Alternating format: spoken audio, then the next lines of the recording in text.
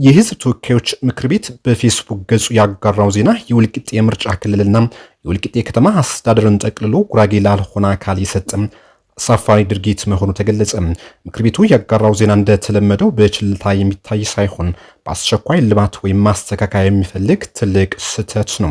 እስካሁን በነበረው ሂደት የወልቂጤ የምርጫ ክልል የወልቂጤ ከተማ የአበሽጌ ወረዳና የቀቤና ወረዳ ተወካይ መሆኑ የሚታወቅ ሲሆን ይህም ማስተካከያ የሚፈልግ አሰራር መሆኑ ሲጠየቅ ቆይቷል። ታዲያ መሬት ላይ ይህ እውነት እያለ ህዝቡን የሚወክለው የተወካዮች ምክር ቤት በፌስቡክ ገጹ ባጋራው ጽሁፍ ወልቂጤን ለአንድ አካል ብቻ ጠቅሎ የመስጠት መልእክት ያዘለ ድርጊት ነው።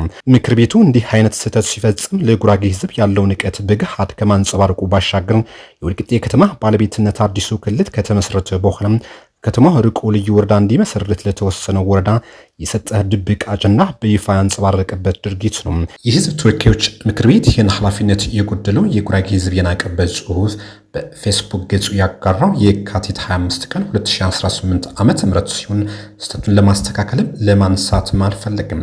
ከነስተቱና ሐሰት ምስክርነቱ አምነው ቀጥሎበታል። ጉራጌ ዞን አስተዳደርም ሆነ የወልቂጤ ከተማ መስተዳድርን ይህም በወንጀል የሚያስጠይቅ የወልቂጤ ከተማ ውክልናን ከተማውን ርቆ ለሚገኝ አካል የሰጠ ዜና እንዲስተካከል በይፋ ያወጡት መግለጫ የለም።